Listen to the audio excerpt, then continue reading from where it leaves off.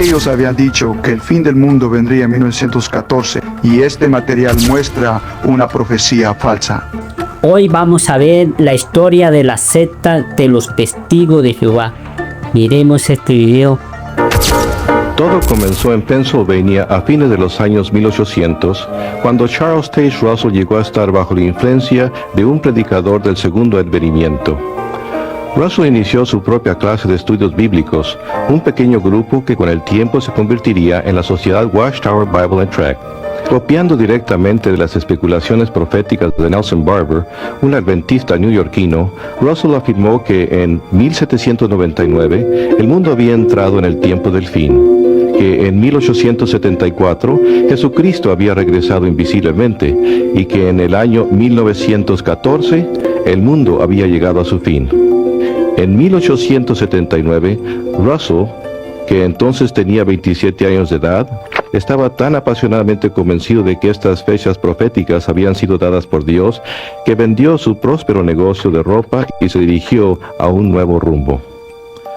Con muy poca experiencia y conocimientos teológicos, comenzó a imprimir la revista La Torre del Vigía de Sion y Heraldo de la Presencia de Cristo, conocida hoy como la Atalaya. Esta publicación, que ha crecido de una impresión inicial de 6.000 ejemplares a mucho más de 288 millones de ejemplares al año, imponen todas las doctrinas principales de los Testigos de Jehová. Durante su vida, Russell escribió una vasta cantidad de literatura, incluso una serie de tomos intitulados Estudios en las Escrituras.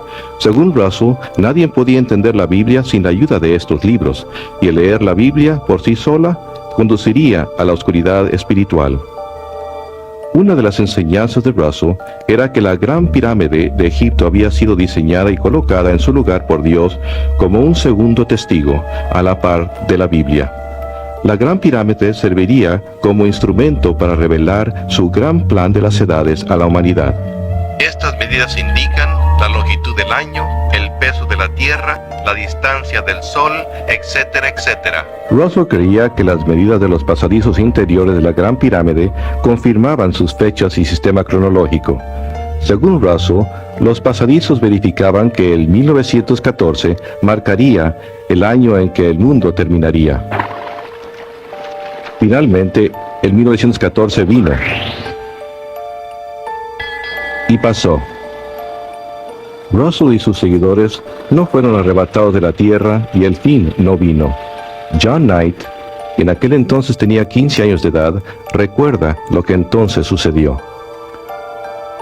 Por supuesto, cuando llegó el 1914 tuvimos que cambiar nuestros puntos de vista, tal como tuvimos que volver a cambiarlos después. La fecha fue adelantada a 1915, después a 1918. Ciertamente el Armagedón estaba al doblar de la esquina. Pero en 1916, Charles Taze Russell murió, enfermo, fatigado y desilusionado. Una enorme pirámide de piedra yace hoy sobre su tumba como abochornador recuerdo de sus falsas profecías.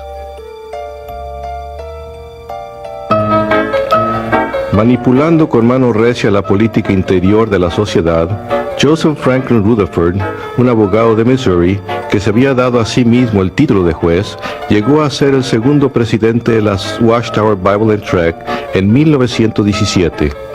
En 1918, el discurso del juez Rutherford, "Millones que ahora viven no morirán jamás", inició un esfuerzo de reclutamiento mundial al que se le llamó la campaña de los millones.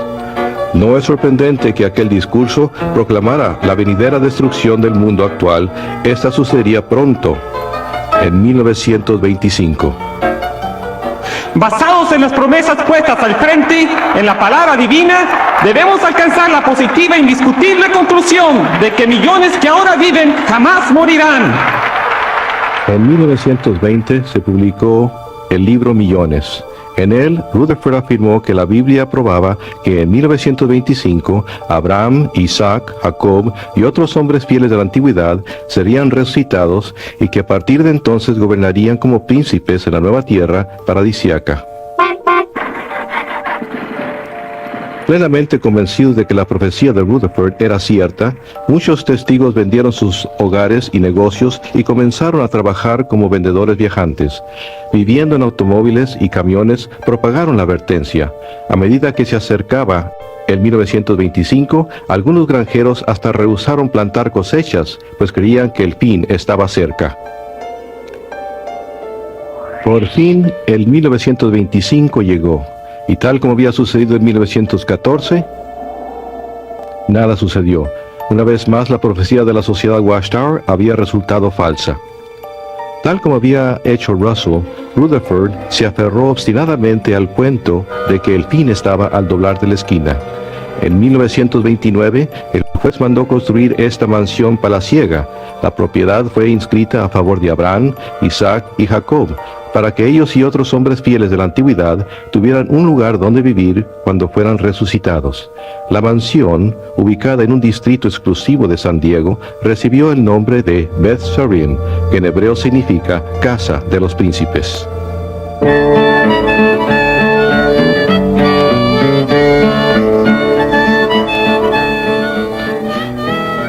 El mundo entró en la Gran Depresión, pero Rutherford vivió como un millonario, pasando los meses invernales en Beth Sarim y los veranos en Europa.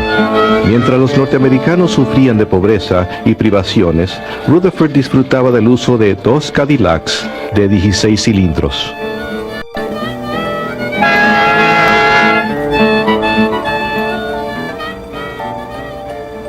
Bajo Rutherford, la sociedad Watchtower Bible and Tract se convirtió en una corporación muy próspera.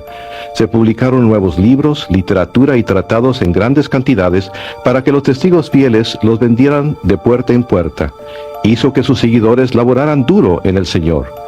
Llegó hasta aconsejar a las parejas jóvenes de que no se casaran, sino que pusieran todas sus energías en la proclamación del reino. Hasta se utilizaron fonógrafos portátiles a las puertas.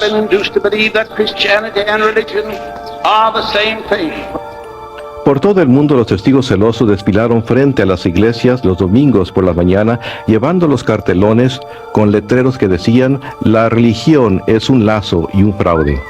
Manteniéndose a la par de los tiempos, la sociedad construyó su propia radioemisora, y para 1933, 403 radioemisoras transmitían por todo el país los abusivos ataques de Rutherford en contra del clero, los políticos y los individuos a los que él se refería como los ávaros comercialistas.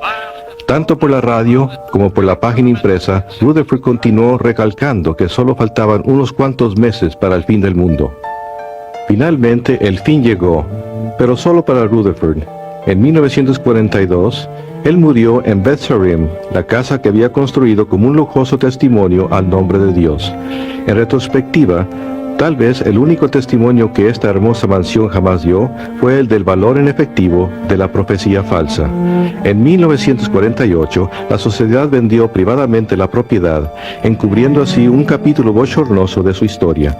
Hoy día, la mayoría de los testigos modernos de Jehová ni siquiera saben que Beth Sarim jamás existió. Con la muerte de Rutherford, la era flamboyante de las personalidades carismáticas también pasó. Hoy, usando como incentivo las inquietudes de la era nuclear, la sociedad Watchtower es una gigante corporación multinacional que propaga su nuevo mensaje de desolación en todos los rincones. Cuando surgían cuestiones, aún en los casos en los que se presentaban escrituras, si había una norma organizacional, esa norma tomaba precedencia sobre la escritura. Y no pude menos que pensar en las palabras de Jesús en Mateo 23, de que habían hecho nula la palabra de Dios debido a su tradición. Aunque la organización tal vez no siempre consulta la escritura para determinar sus normas, nunca vacila en citar la escritura como prueba de su autoridad. La sociedad Watchtower afirma que ella es el siervo fiel y prudente, o como los testigos de Jehová lo han traducido, el esclavo fiel y discreto mencionado en Mateo 24. Leonard y Marjorie Creighton son autores del libro Testigos de Jehová. Por 22 años ellos fueron testigos de Jehová leales. Leonard había llegado a la posición de anciano y superintendente presidente. Originalmente los testigos creían que Charles Tason Russell era el esclavo escogido, La Watchtower enseña que la mayordomía de las cosas de Dios había sido quitada de las iglesias cristianas y dadas a Russell. Cuando Russell murió, ajustaron sus creencias para que encajara con los nuevos hechos. Ahora afirman que en 1919 Cristo comenzó a gobernar invisiblemente la tierra y que él necesitaba una organización que anunciara su reino y administrara sus asuntos aquí. Los testigos dicen que él examinó cuidadosamente todas las religiones cristianas y las rechazó a favor de la Sociedad Watchtower. Peter Gregerson fue miembro de la Sociedad Watchtower por casi 50 años. Era un anciano sumamente respetado y sirvió en varios puestos de responsabilidad. Y como resultado de esto, comencé a pensar seriamente acerca de lo que estaba sucediendo dentro de la organización. Sin embargo, me parecía que todo giraba en torno de la pregunta: ¿es la sociedad Watchtower y su liderato el esclavo fiel? De veras quería probarme a mí mismo que la sociedad Watchtower estaba en lo cierto. Gregerson decidió examinar las mismas enseñanzas que Cristo había examinado en 1919, cuando se supone que él evaluó las religiones mundiales. Las últimas enseñanzas de la Watchtower habían sido publicadas en el libro titulado El Misterio Terminado. Lo que descubrí destruyó absolutamente mi confianza en la Watchtower. Ellos habían dicho que el fin del mundo vendría en 1914, y en este libro, acabado de salir de su imprenta, un libro que estaba disponible para que Cristo lo investigara, decía que para la primavera de 1918 millones de personas estarían muriendo en las calles por todo el mundo. Pero eso no estaba sucediendo en 1918. Se supone que Cristo haya examinado el material escrito para ver si la sociedad Watchtower merecía que la pusiera a cargo de los intereses de Dios en la tierra, y este material muestra una profecía falsa.